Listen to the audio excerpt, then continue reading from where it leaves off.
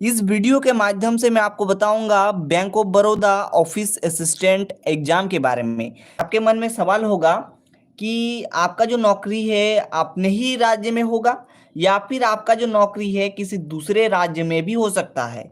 यहाँ पर मैं आपको काफी डीपली समझाऊंगा। उसके बाद आपका जो सिलेक्शन होगा, कैसे आपका कंप्लीट सिलेक्शन प्रोसेस रहने वाला है, यानी कि सिलेक्शन कैसे होगा bank of Baroda office assistant के पद पर, यह भी मैं आपको समझाऊंगा।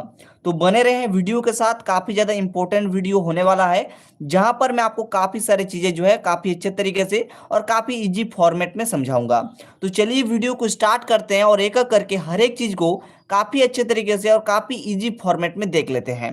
वीडियो स्टार्ट करने से पहले एक छोटी सी जानकारी मैं आपको बताना चाहता हूँ। वो जानकारी क्या है, इसी वीडियो के डिस्क्रिप्शन बॉक्स में चले जाइए, आपको टेलीग्राम चैनल का लिंक मिलेगा। तो आप सभी जो है टेलीग्राम चैनल पे जुड़ जाइए, वहां पर आपको काफी सारे पीडीएफ नोट्स मिलते हैं, है ना। और जैसे आपका एग्जाम कैलेंडर जारी होगा वो भी मैं आपको समझा दूंगा, है ना। उसका भी जो नोटिफिकेशन है उसका भी आपको जानकारी मिल जाएगी, ठीक है। तो हर एक चीज जानने के लिए आप हमारे यूट्यूब चैनल के साथ साथ टेलीग्राम चैनल पे भी जुड़ जाइए, वहां पर भी काफी सारी चीजें मैं आपको समझाऊंगा।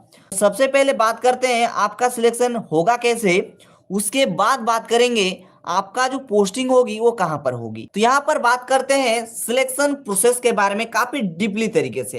तो यहाँ पर सिलेक्शन के बारे में अगर चर्चा करें तो इसमें सबसे पहले देखा जाए तो मुख्यतः इसमें दो भाग है, दो पार्ट पे आपका सिलेक्शन डिपेंड करेगा।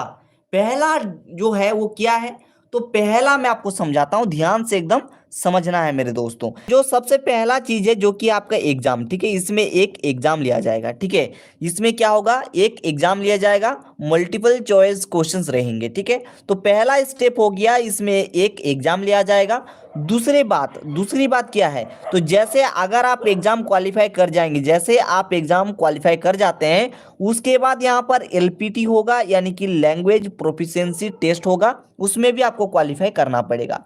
पहला बात क्लियर हो गया कि आपको एक एग्जाम देना पड़ेगा, एग्जाम क्वालिफाई करना होगा, उसके बाद एलपीटी होगा, यानी कि क्या, लैंग्वेज प्रोफिशिएंसी टेस्ट होगा। उसके बाद डॉक्यूमेंट वेरिफिकेशन जो होता है, ठीक है, उसके बाद आप ज्वाइनिंग, आपको लेटर मिल जाएंगे, उसके बाद नौकरी की जो जर्नी है वो स्टार्ट हो जाएंगी, ठीक है। अब यहाँ पर मैं आगे समझाता हूँ नौकरी आपको कहाँ मिलेगी, ये सब चीजों के बारे में। एंड यहाँ पर सबसे पहले सिलेक्शन प्रोसेस को और डीपली आप थोड़ा सा जान लीजिए, ठीक है। तो यहाँ पर देखिए आपका जो सिलेक्शन होगा, तो जिसमें पहला चीज आपका यहाँ पर एक एग्जाम लिया जाएगा। ध्यान से देखिए, इसमें क्या होगा, एक एग्जाम लिया जाएगा और इस एग्जाम में आपका जो विषय रहेंगे जो कि है क्या, यहाँ पर पहला पॉइंट देखिए क्या है, नॉलेज ऑफ इंग्लिश लैंग्वेज, यानी कि इंग्लिश लैंग्वेज का यहाँ पर क्वेश्चंस रहेगा। जनरल अवेयरनेस क्वेश्चंस रहेगा, है ना। उसके बाद यहाँ पर मैथमेटिक्स जिसे बोलते हैं, मैथमेटिक्स से क्वेश्चंस रहेगा। उसके बाद रीजनिंग से क्वेश्चंस रहेंगे, है ना। तो चार सब्जेक्ट आप यहाँ पर देख सकते हैं। हर एक सब्जेक्ट से जो है 25-25 करके यहाँ पर क्वेश्चंस देखने को मिलेंगे। टोटल 100 क्वेश्चंस हो जाते हैं, 100 मार्क्स का, यहाँ पर आप ये जान लीजिए। और जो मीडियम ऑफ टेस्ट होगा वो हिंदी इंग्लिश दोनों से होगा, है ना। क्लियर है, यहाँ पर इसमें कोई दिक्कत नहीं है ना। उसके बाद अगर हम बात करें ड्यूरेशन की, तो देखिए हर एक सब्जेक्ट में जो है 20-20 मिनट करके समय दिया जाएगा। जैसे बात करें इंग्लिश लैंग्वेज की, तो इंग्लिश लैंग्वेज में जो है आपको यहाँ पर कितना 20 मिनट का समय रहेगा। जनरल अवेयरनेस सब्जेक्ट के लिए 20 मिनट, ठीक है, मैथमेटिक्स के लिए 20 मिनट एंड जो है रीजनिंग के लिए 20 मिनट, ठीक है। तो यहाँ पर इस एग्जाम को आपको क्वालिफाई करना होगा।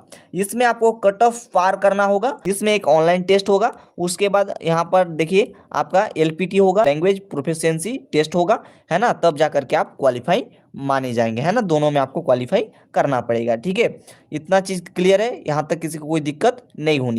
तो सिलेक्शन प्रोसेस मैं आशा करूंगा आपको बिल्कुल एकदम बहुत ही अच्छे तरीके से आपको जो है आया होगा। अब बहुत लोग बोलेंगे सर लैंग्वेज प्रोफिशिएंसी टेस्ट क्या है।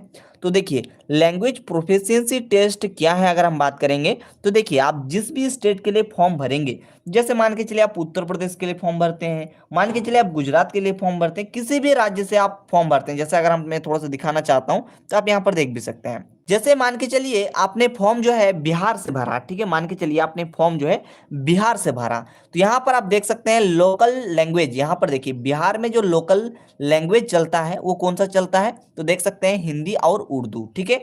तो यहाँ पर आपको ये लैंग्वेज आनी चाहिए, ठीक है। जैसे मान के चलिए आप झारखंड से फॉर्म भरेंगे तो झारखंड में जैसे हिंदी लैंग्वेज चलता है, संथाली लैंग्वेज चलता है, तो ये लैंग्वेज आपको आनी चाहिए। ठीक है, यहाँ तक क्लियर है। तो बस इसी का ही यहाँ पर टेस्ट होगा। ठीक है, इसी का ही यहाँ पर टेस्ट होगा, लैंग्वेज प्रोफिशिएंसी टेस्ट जिसे बोलते हैं।